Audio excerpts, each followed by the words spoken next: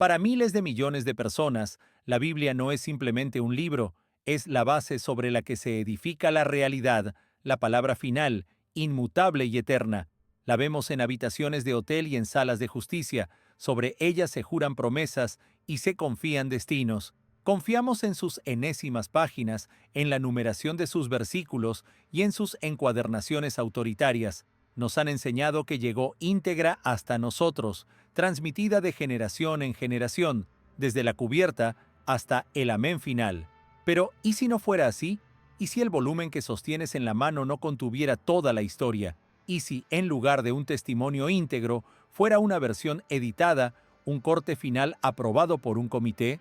¿Y si ese comité consideró que algunas escenas eran demasiado intensas, demasiado controvertidas o peligrosas para permanecer a la vista?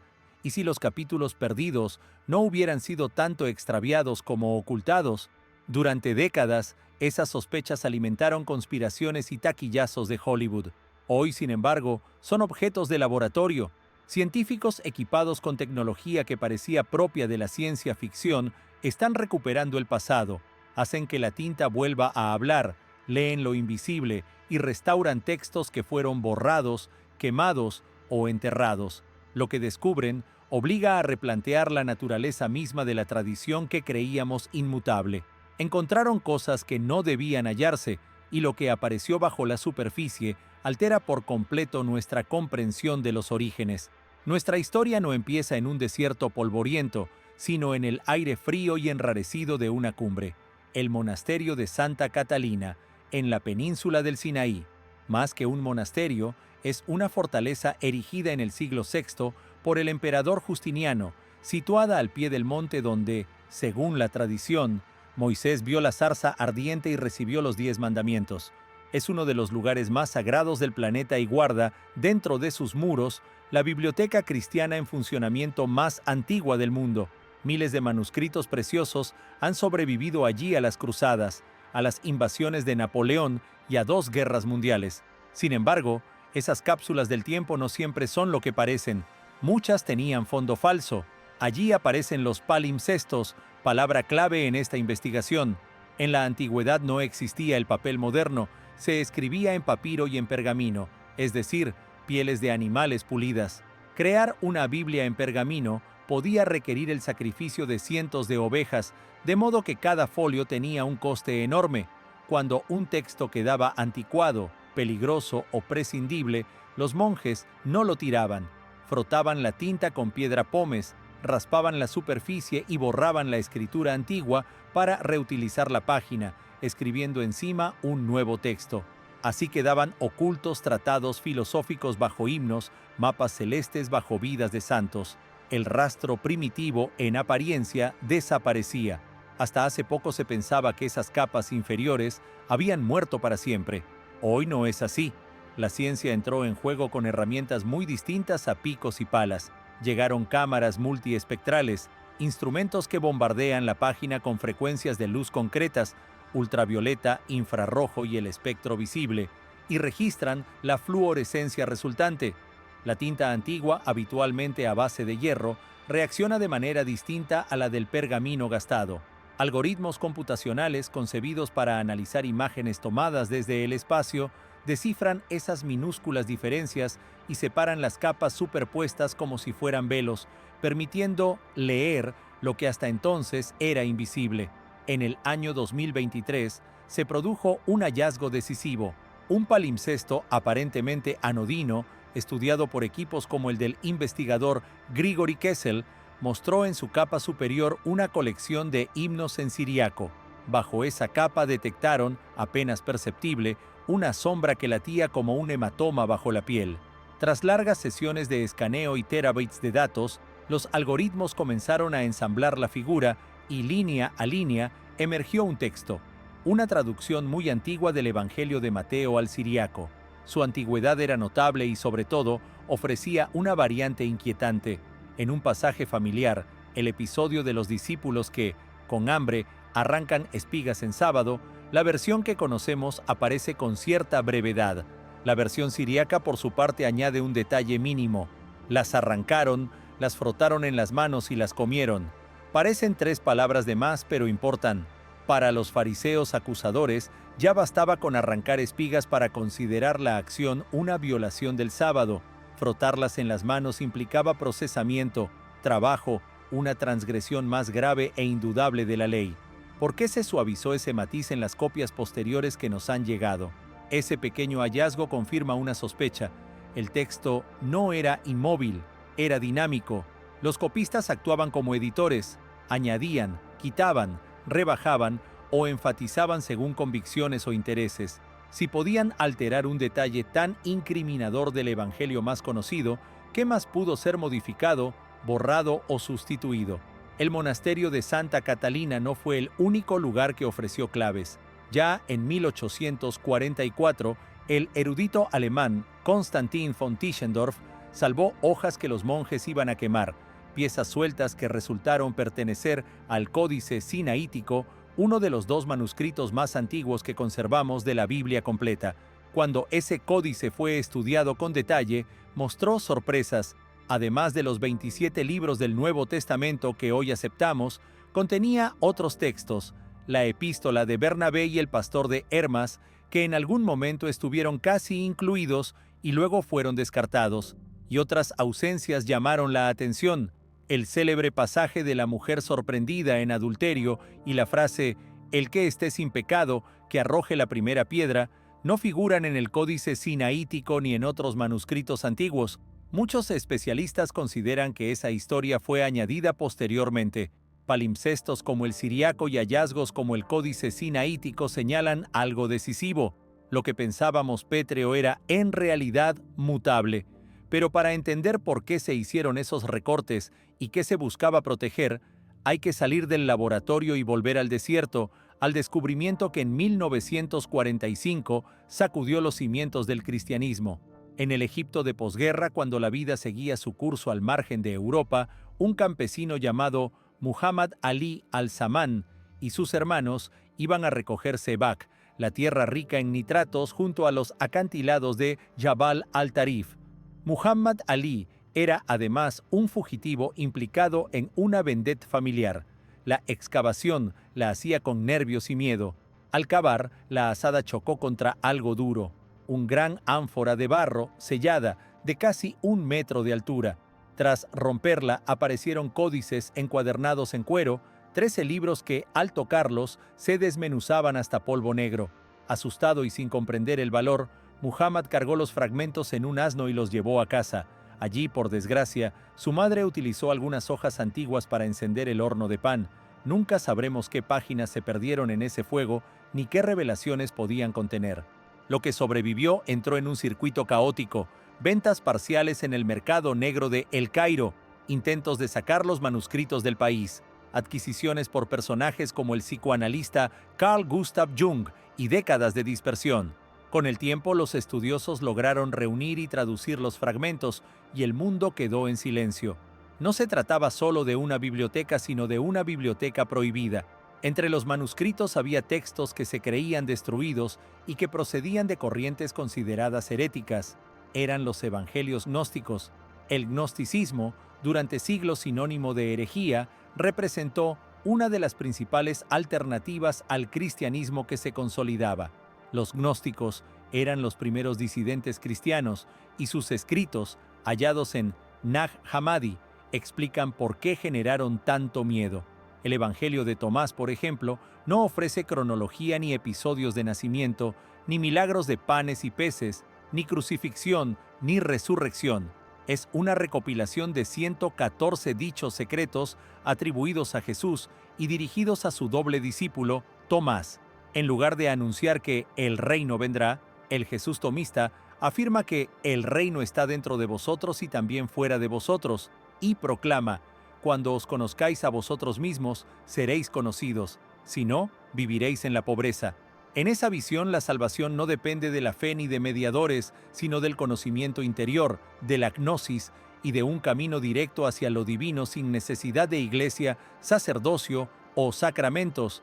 Pero el documento que más conmocionó fue otro, fragmentario y dañado, el Evangelio de María, dedicado a María Magdalena. En la Biblia canónica ella ocupa un lugar secundario, penitente, expulsora de demonios, testigo fiel de la resurrección. En el texto de Nag Hammadi, sin embargo, María aparece como la discípula principal y sucesora espiritual. Tras la resurrección, mientras los apóstoles temerosos y encerrados lloran y dudan, María se levanta, consuela y dirige el ánimo del grupo. Pedro, confrontándola, confiesa: «El Salvador te amó más que a las demás. Dinos las palabras que te dijo». María revela enseñanzas secretas sobre el viaje del alma, los estadios que ésta debe atravesar, y describe entidades, los 4 príncipes o arcontes, que ponen obstáculos mediante la oscuridad, el deseo, la ignorancia y la ira. La reacción es explosiva. Unos se burlan, otros desconfían, y Pedro estalla en cólera, preguntando si en verdad el maestro habló en privado con una mujer y no con ellos. La escena no es un simple debate teológico, es un choque por el poder y por la legitimidad del liderazgo. Ante la acusación, otro apóstol, Leví, defiende a María y pronuncia una frase que resume el conflicto: «Si el Salvador la hizo digna, ¿quién es Pedro para negarlo?». Este testimonio muestra que, en los albores, existió un modelo alternativo de liderazgo en el que una mujer podía ocupar la primacía. El texto, conocido como Evangelio de Felipe, añade otra nota escandalosa.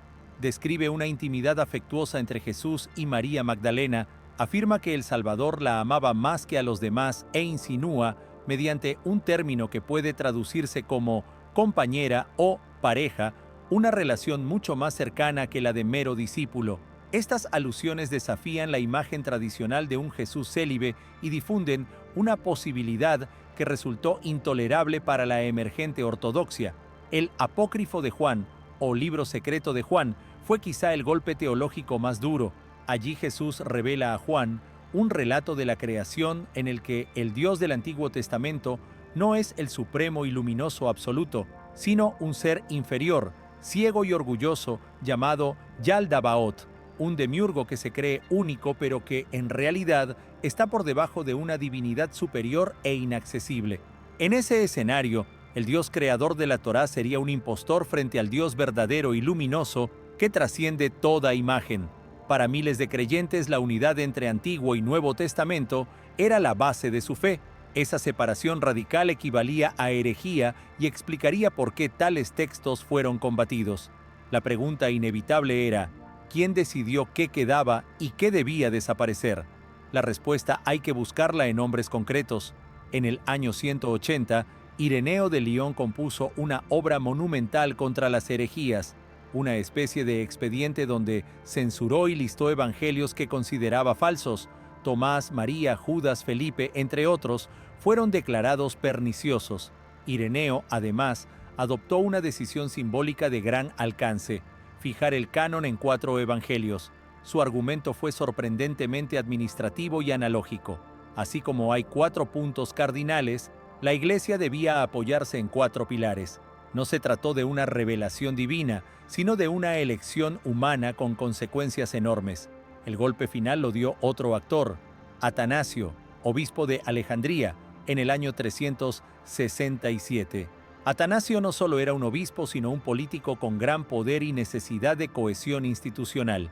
En su famosa Carta de Pascua, la 39ª, estableció una lista explícita de libros que podían leerse y otra de textos prohibidos. En la lista permitida figuraban 27 libros que conforman por primera vez nuestro Nuevo Testamento tal como lo conocemos. Atanasio calificó muchos de los escritos gnósticos como apócrifos y en la práctica ordenó su quema o destrucción. Si conectamos las piezas, en el año 367, la orden de depurar bibliotecas circulaba por los monasterios. ¿Dónde aparecieron siglos después los textos proscritos? En Nag Hammadi, Egipto, muy cerca de grandes enclaves monásticos. La hipótesis más coherente es que monjes que no pudieron obedecer por completo la orden, que consideraban aquellos escritos también sagrados o, al menos, valiosos, los envolvieron en cuero, los guardaron en ánforas y los enterraron en el desierto con la esperanza de preservarlos para un tiempo más indulgente. Lo que halló Muhammad Ali no fue una mera colección perdida por azar, sino evidencia de un acto deliberado de censura y enterramiento. Pero la historia de las modificaciones no termina con lo que fue excluido. Hay que considerar también lo que permaneció. Casi al mismo tiempo que Nag Hammadi, en el año 1947, un pastor beduino arrojó una piedra en una cueva junto al Mar Muerto y oyó el sonido de vasijas rotas. Eran los rollos del Mar Muerto, ocultos en Qumrán. Aquellos textos no eran cristianos, sino judíos, y datan del entorno de la vida de Jesús.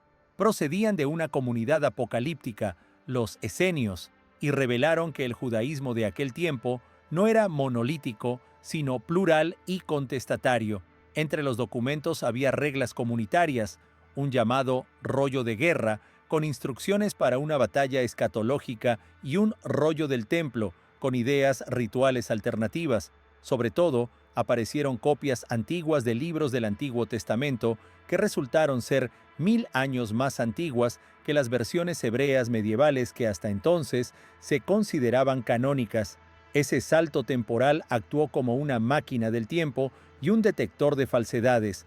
El libro de Jeremías, en la versión de Qumrán, mostraba que era aproximadamente 15% más corto y que el orden de sus secciones difería del que conocemos. Esto sugiere que, en la época de Jesús, existían al menos 2 tradiciones distintas del mismo libro.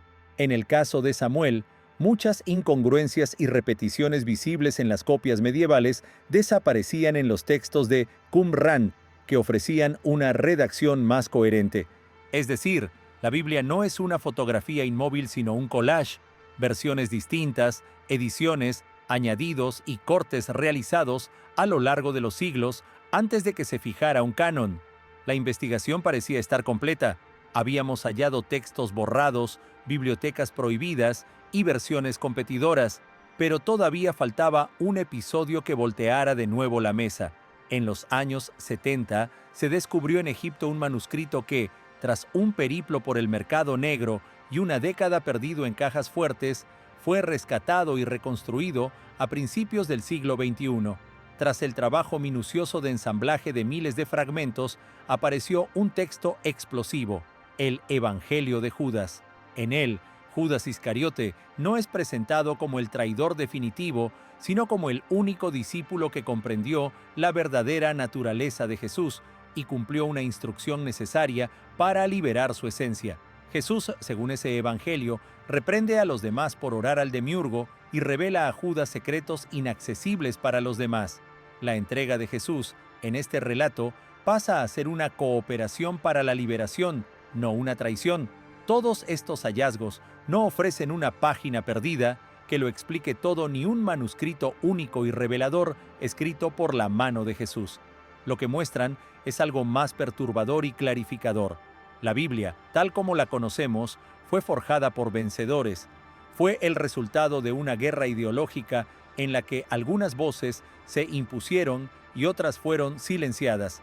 El Evangelio de María fue enterrado porque ponía en cuestión la primacía masculina. El Evangelio de Tomás fue quemado porque su enseñanza prescindía de la institución. El Apócrifo de Juan fue condenado porque desautorizaba la imagen del Dios del Antiguo Testamento. El Evangelio de Judas fue destruido porque invertía la moral tradicional sobre traición y pecado. Lo radical de esos textos, su individualismo, su autonomía espiritual, su potencial de subversión, los convertía en peligrosos para una jerarquía que buscaba autoridad y unidad. Hoy, los escáneres multiespectrales continúan trabajando en el Sinaí, en bibliotecas vaticanas y en archivos de todo el mundo. La inteligencia artificial, entrenada con datos tomados de aceleradores de partículas, aprende a desenrollar pergaminos carbonizados como los de Herculano y a reconstruir lo que la historia intentó ocultar. Capa tras capa, la superficie oficial de los documentos se despega y revela voces que fueron borradas o pisoteadas. Hemos encontrado textos en ánforas, páginas raspadas con pomes y fragmentos carbonizados. Quedan aún muchas preguntas sin respuesta. ¿Qué otras voces fueron silenciadas? ¿Qué revelaciones aguardan todavía, escondidas entre capas de cera, barro o tinta borrada? Como espectros atrapados entre pergaminos, esos escritos esperan ser leídos. La investigación sin duda acaba de empezar.